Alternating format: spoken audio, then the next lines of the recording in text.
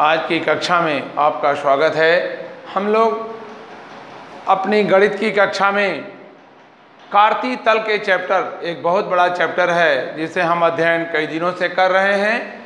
इस कार्तीय तल के चैप्टर में अब हम लोग त्रिभुज के क्षेत्रफल ज्ञात करने की विधि का आज अध्ययन करेंगे।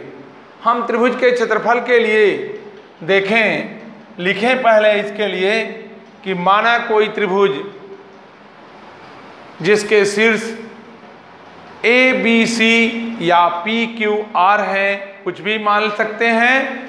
अगर कोई त्रिभुज ए बी सी है, मान लिया जाए ए बी और सी है और इनके शीर्षों के निर्देशांक x1 y1 x2 y2 और x3 y3 है, तो त्रिभुज का क्षेत्रफल ज्ञात किया जा सकता है।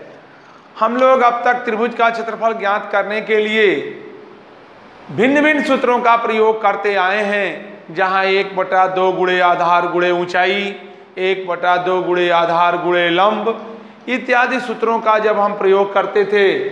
यहाँ आधार है न लंब है। निर्देशांक ज्यामिति के अंतर्गत एक ऐसे त्रिभुज बने जिसके शीर्ष ए बी और सी हैं। इनके तीनों शीर्षों के निर्देशांक दिए गए हैं। इस परिस्थिति में हमें त्रिभुज का क्षेत्रफल ज्ञात करना है। प्यारे बच्चों, इनके क्षेत्रफल को ज्ञात करने के लिए एक हम सर्किल डायग्राम में वृत्तीय क्षेत्र में एक सूत्र का हम निगमन करते हैं। ध्यान से देखोगे, मैं एक सूत्र बनाने जा रहा हूँ। ध्यान से, ए बी और सी, यही ए बी सी हम इस वृत्त पर बैठा दें। इसके जगह पर x1 और y1 लिख दें। इसके जगह पर हम x2 और y2 लिख दें और c के जगह पर हम x3 और y3 लिख दें। हम ये कहें, इसी के अंदर हम डॉट डॉट बिंदुओं से एक त्रिभुज का निर्माण भी कर लें, जिससे हमें यह चीज़ स्पष्ट हो रही हो। और इसमें सूत्र को बनाते समय यह ध्यान रखो कि घड़ी की चलने की हम उल्टी दिशा में चलेंगे, विपरीत दिशा में चलेंगे।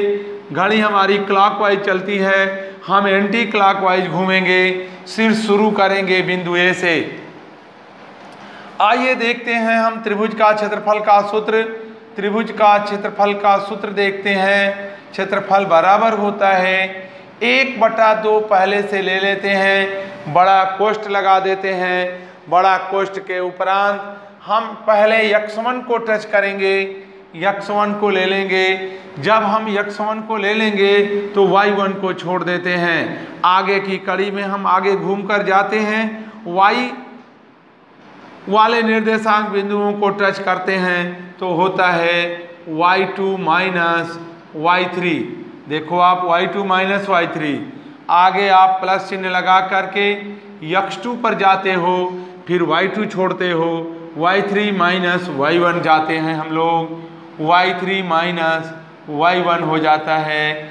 इसी प्रकार जब हम लोग आगे की ओर और बढ़ते हैं तो x3 को टच करते हैं, x3 को लेते हैं, तो y3 छोड़ देते हैं तो y1 और y2 का कॉम्बिनेशन बनता है y1 माइनस y2 होता है। कोष्ठक बंद कर देते हैं, हम लोग वर्ग मात्रक में चले जाते हैं।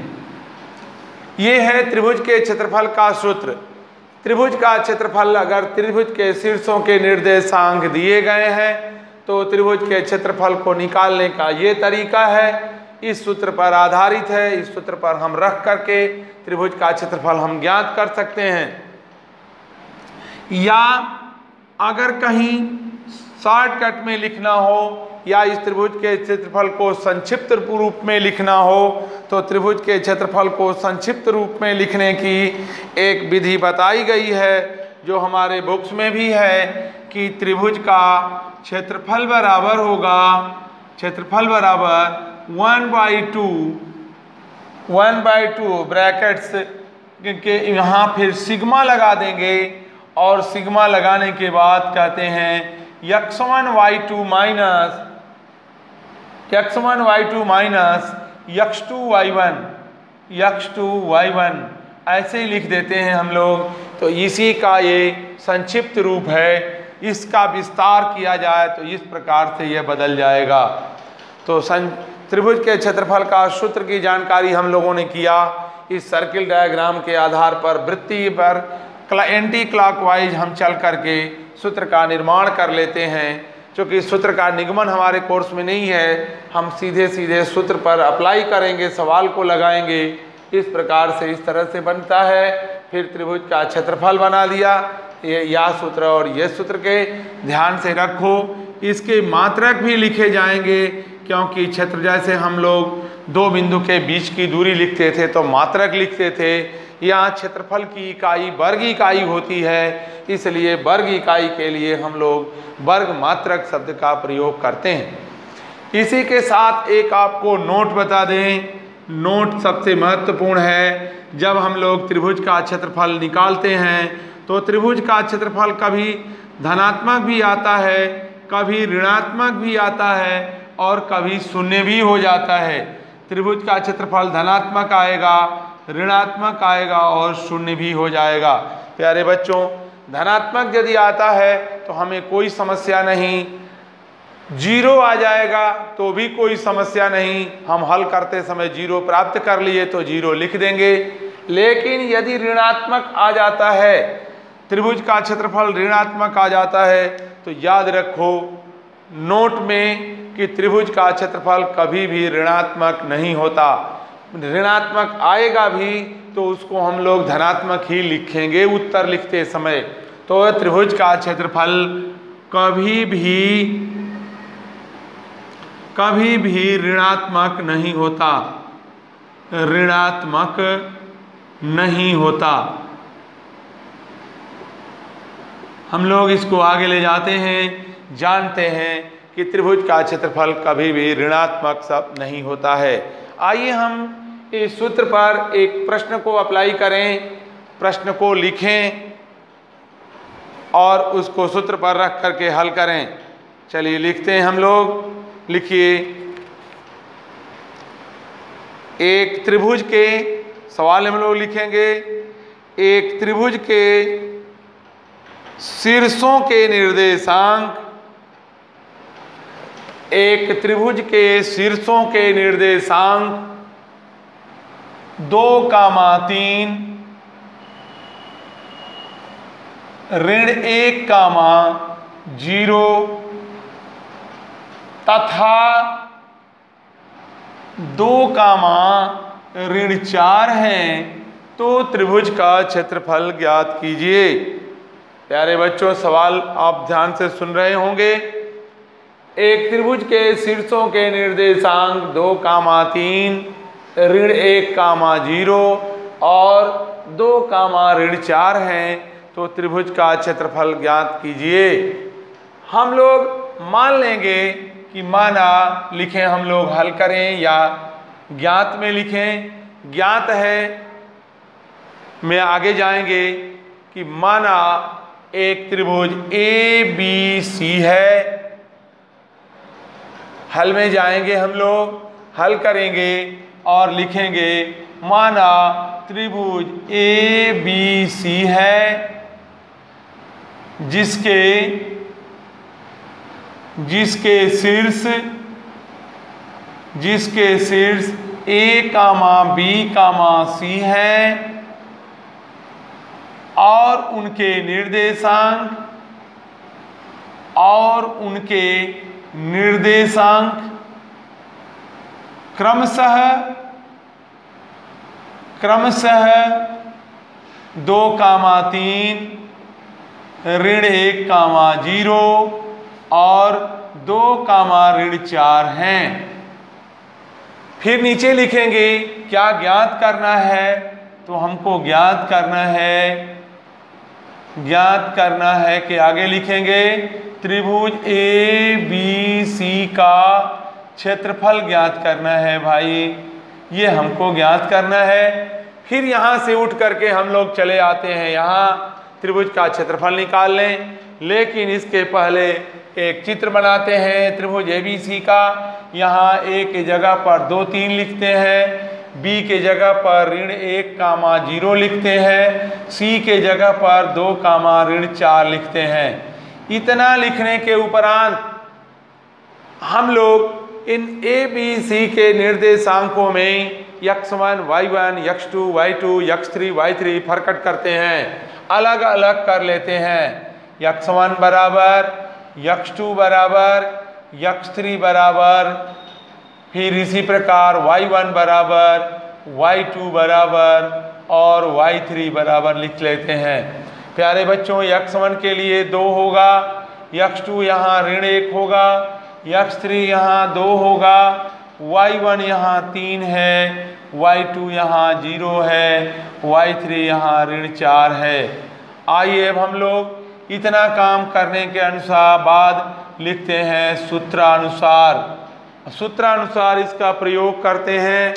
इस पर हम नहीं हल कर पाएंगे, इस पर सीधे आप बड़े सूत्र का प्रयोग करेंगे और बड़े सूत्र पर ही हम इसको हल कर पाएंगे। हल करते समय यह ध्यान देना है, ऋण चिन्ह का बहुत ध्यान देना है, कहीं ऋण चिन्ह हम गड़बड़ तो नहीं लगा रहे हैं। आइए x1 की वैल्यू को पुटअप कीजिए।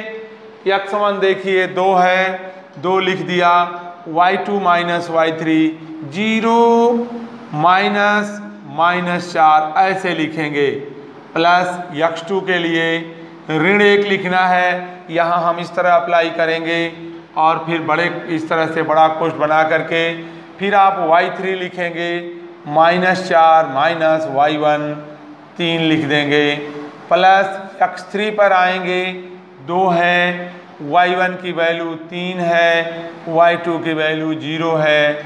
इस प्रकार से हम लोग अप्लाई कर लेंगे। इनके मानों को रखने के उपरांत बड़ी सावधानी से हम लोग इसको हल करेंगे। देखिए 2 और 0 -4 आप जान रहे हो, माइनस और माइनस मिलके +4 हो जाएगा। यहाँ देखो प्लस है और माइनस है, -1 हो जाएगा, अंदर दोनों जुड़ जाएंगे, -7 हो जाएगा। हम लोग घबराते नहीं, आराम से हल करते हैं। यहाँ 3 हो जाएगा, इन्हें ब्रैकेट्स बंद कर लेंगे।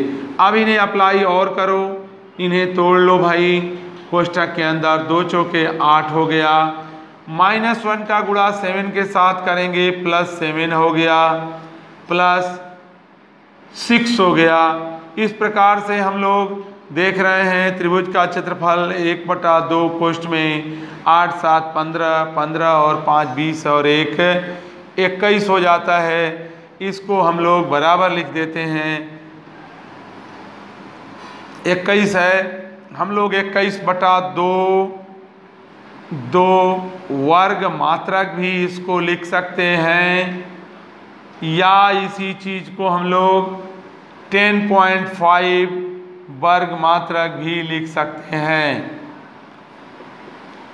वर्ग मात्रक चाहे जो भी लिखो, ये आपका उत्तर सही हो जाएगा, यह आंसर होगा। इस प्रकार से बड़ी सावधानी से मान को एक बार हम फिर देख लें। x1 की जगह 2, y2 minus y3 0 -4 plus x2 -1 y3 minus y1 -4 -3 यहाँ लिख दिया, प्लस x3 माने 2 में जब लेंगे तो y1 माइनस y2 3 -0 अप्लाई करते समय यहाँ 2 गुणे 4 हो जाएगा, -1 गुणे 7 हो जाएगा, 7 -7 2 गुणे 3 यहाँ कर दिया, इनको जोड़ दिया, जोड़ने के बाद 2 का भाग देकर इसकी वैल्यू निकाल लेंगे।